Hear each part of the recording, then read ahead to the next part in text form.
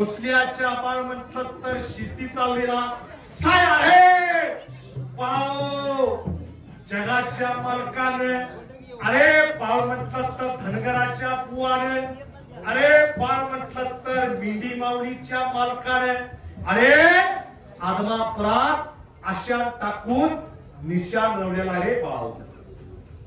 काय सांगाल रे बाळ साय अरे ज्या वेळेला हे बाळ म्हटलं असतात या कलियुगामध्ये अधर्माला ग्लानी आली, साधू संतांच्या वरती संकट यायला लागले, अरे दीनदुबळ्यांना कष्ट पडायला लागले, पृथ्वीवरती अनाचार बोकाळायला लागला.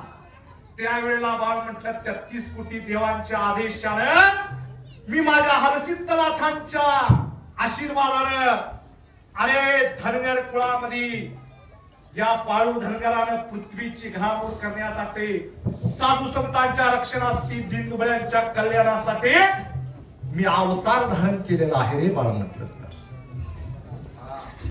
साय अरे मी बाळ म्हटलं तर प्रत्यक्ष परब्रह्म असून शेष नारायणाचा शिवशंभोचा मी अवतार आहे.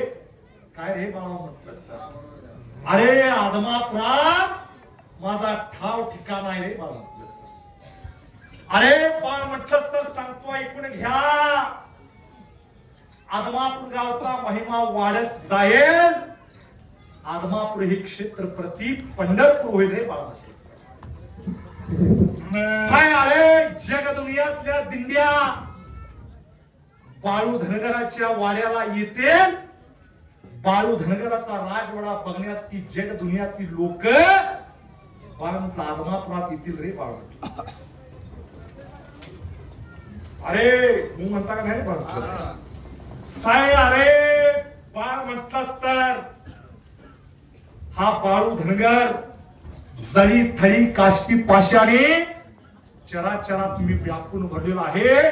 मी नाही अशी जागा तुम्हाला शोधून सापडत नाही रे बाळ म्हटलं.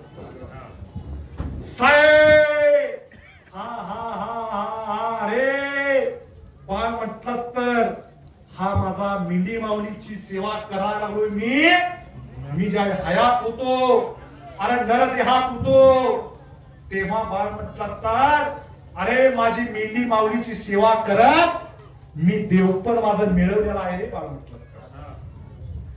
साय अरे माझ्या जीवनामध्ये अरे कारभाऱ्या